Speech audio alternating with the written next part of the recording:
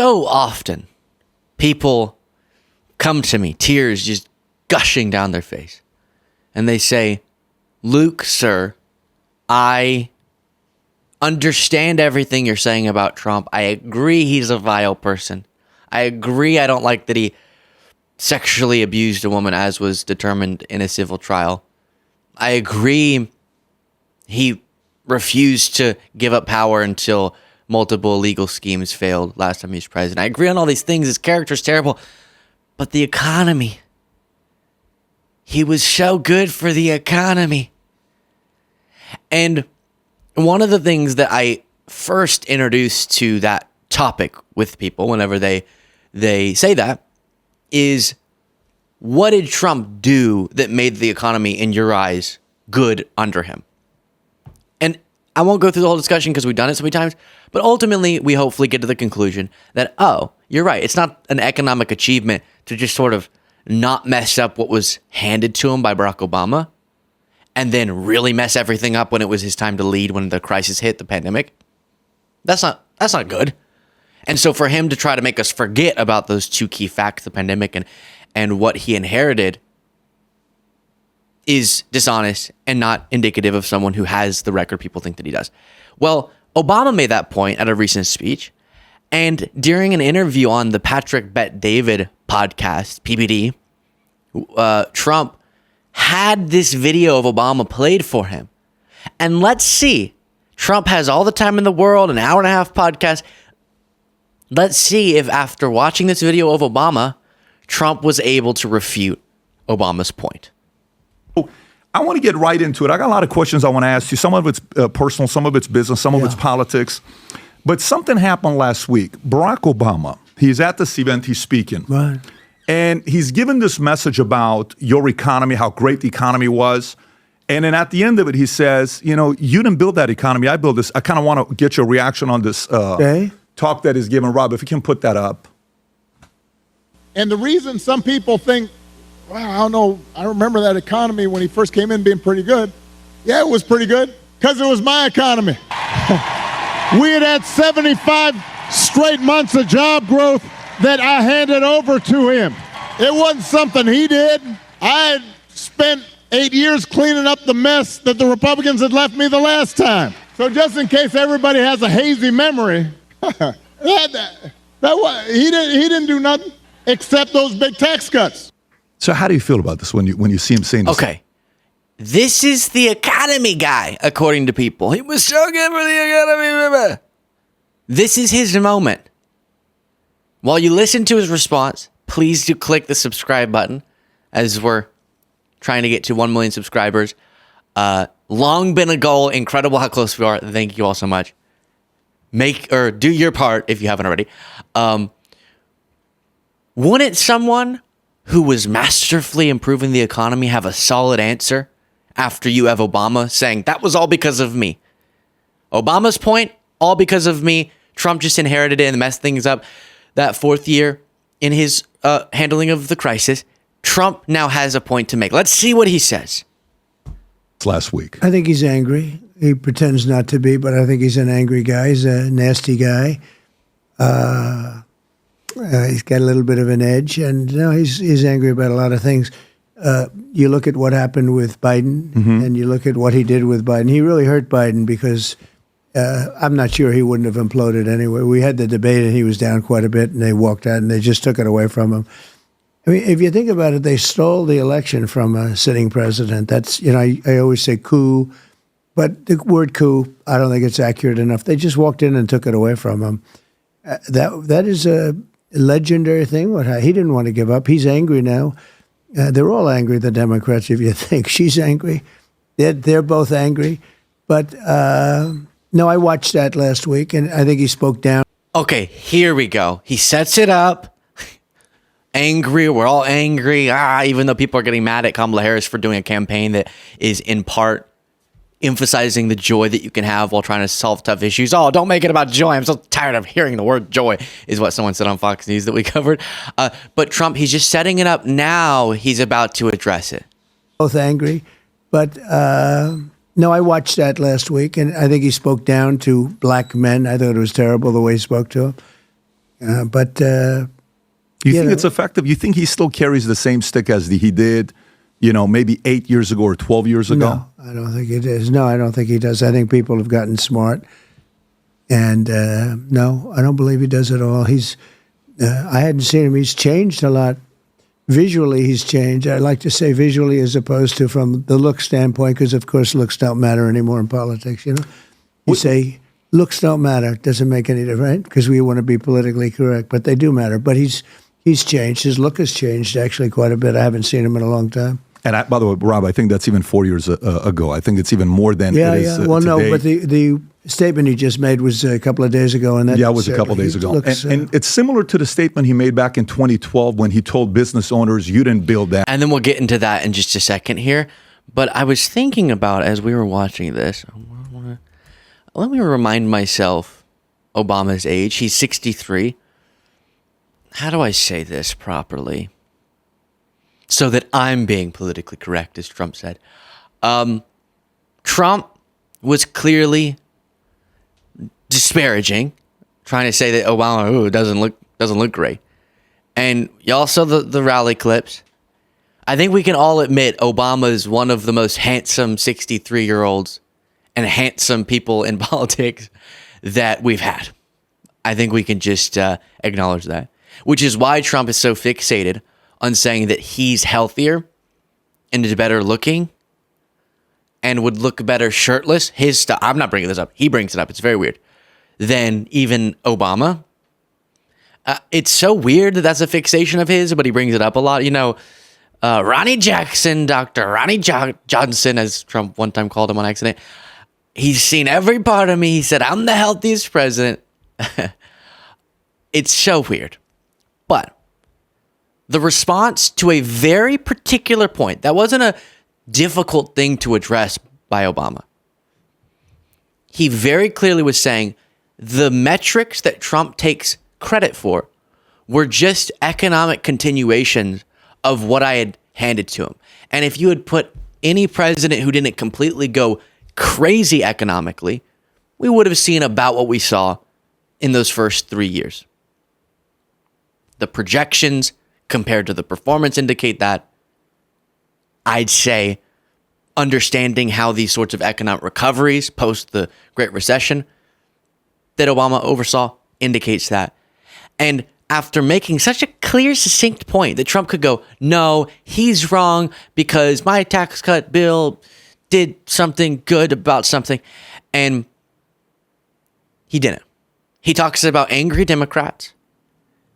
He talks about Obama looking different than before and how looks don't matter in politics. And that's sort of it. There's no point. He doesn't say anything to refute what Obama said because what Obama said is correct. Because Trump isn't accomplished economically. He was handed a situation. And let me tell you, if Trump wins MAGA, and you start trying to take credit for a recovered economy that Biden-Harris had to take out of the dirt and the mud, it's going to be, I know you're going to do it. You're going to wait 6 months and then start saying, see, things are so good, when that's exactly where they are already either at or headed to when Trump took over. Oof. But that's what he did with Obama. As Obama said, he had to pick up the pieces from the Great Recession that happened under his predecessor. And then Biden-Harris had to pick up the pieces that had happened under their predecessor. And then they always fix it. And then the Republican takes credit for it. Oh. And it's not all because of the person in power. It's just everything gets simplified down to that. So if we're going to play that game, you got to contextualize it with at least truth within the game. But there's so many more nuanced economic discussions to be had about why things are the way they are economically. But if we are going to reduce it to who is in power, please be at least honest within that debate. Let's go a little further on this one. Remember when he said that? I don't know if you remember that whole comment. I think this is the speech, Rob, if you want to play this. If you got a business, that you didn't build that. Somebody else made that happen. So this becomes a pattern of communism. You see a pattern of communism there? No, I mean, that's basically the view. Yeah. We didn't do anything. Right. Government did it. somebody did didn't it, say but anybody government. but us. Do you think this works with the undecided voter? Do you think the undecided voter that's sitting, our audience, they're entrepreneurs? And then Patrick Bet David, that was a weird. Patrick Bet David will go on to say, this was such an intellectual discussion where we learned so much about, that's how he's going to reflect on this. And wow, Trump was able to talk on a range of issues. Yeah, just because he's making noise out of his orange face doesn't mean he's actually addressing the range of, it was a wide-ranging interview where he spoke on numerous topics for 90 minutes. Is someone in cognitive decline able to do that? Yeah. Make noise after you ask them questions? Yeah. A lot of people can do that, regardless of their cognitive state, regardless of their intellect. What's coming out of their mouth is what I'm analyzing, not just that something is. Words, I mean, not like spit. That sometimes happens too, but there, imagine saying communism. Obama, I don't even remember what the context was for that clip, but it sounds like he's saying something about how when you build up a big company, so many people were a part of that. You're standing on the shoulders of the people that came before you, all that sort of stuff. And I don't know how you turn that into, that's communism. But that's Trump's economic analysis. They're communists. I'm great. Oh, I'm taking credit for things that were obviously economic continuations of the guy before me. He's so angry. Angry, man. They're all so angry. And by the way, it cracks me up when they do this communist thing while you're in the middle of a discussion about how Obama oversaw and now Biden and Harris are overseeing the most dominant capitalistic economic system. It's all a mixed market, of course, in every capitalist system in current existence. But we're doing capitalism the best, if you want to word it that way. The capitalist metrics by which we measure things says the U.S. is the dominant capitalist power under the communists, according to you. Doesn't make any sense. Does not make any sense. Then off of that topic, Trump can't stop thinking about the race of Kamala Harris. Really like me. And I think black women do too. But they have a woman who is black, although you would say she's Indian, but she is black. But she really, a lot of people didn't know, which is true. But I learned about it just a couple months ago. Maybe, the fact that she's black, yeah. Or that she's Indian. The fact that she's black, I thought she was Indian until a couple months ago. Things changed. I mean, a lot of people. Well, because if you follow baseball, Sammy right. Sosa kind of, you Right. sometimes have to respect people. They Sammy. change, right? So I thought maybe she was doing a Sammy Sosa the other way. Yeah, around. Sammy's changed. Right.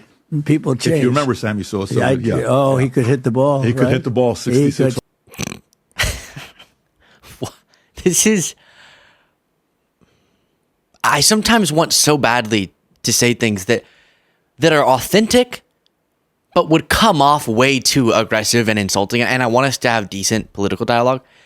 But the best and the most kind way I can put this is if you are making a statement to say, it's so weird because no one knew Kamala Harris was black until this election cycle. It just might be that you might not be the best person to be a political pundit, right? Because anyone who kept up with politics a little bit remembers when she was elected as the vice president, it being a big discussion about how this was the first black female vice president. And how if she were to become president, she'd be the first black female and so in multiple different ways, president. And of Indian heritage. And the way they talk about this, it's so insulting to them. They just degrade any belief that they know what they're talking about by going, it was so weird. She said she was Indian, and the next day, get this, she said she's black. Pick one. Okay, which one are you? That's not an insult to her. I mean, it is, but it's more just you insulting yourself, going, I don't know stuff. PBD's been talking about politics for a while. How did you miss the whole, Biden just picked her as VP because she's a black woman MAGA saga? You just forgot it? Maybe politics shouldn't be your thing if things leak out that quickly from your brain. Gosh. than this. But there's also an element of who are going to be my allies, who are going to be my enemies. Did you sit there and say, the enemy of the people is media, I'm going to go after them? Or did you say, no, this happened accidentally? Was this intentional or was it accidental? I think it's just long-term happened. It morphed into it. I don't think they said... I'm talking specifically for you, though. Yeah. For me, look, I'm the worst case because there's nobody been abused like I have. And I don't think, although I guess probably some, but for a shorter period of time. There's nobody for over such a long... Who would you put? You even thought about it. Who do you think? I'd have to think short-term. People have been abused, worse over than, one deal and they're gone, or something. I got it. But I've been doing this for a long time, and I've abused them also. So I do that. But did you target them and say, I'm going to go attack media and I'm going to go after them? Is that part of strategy that you had, or no? That was just no. If you come after me, I'm going to come after you. I think it's a natural instinct with me, like it would be for you and other people that know how to win a little bit. Sure.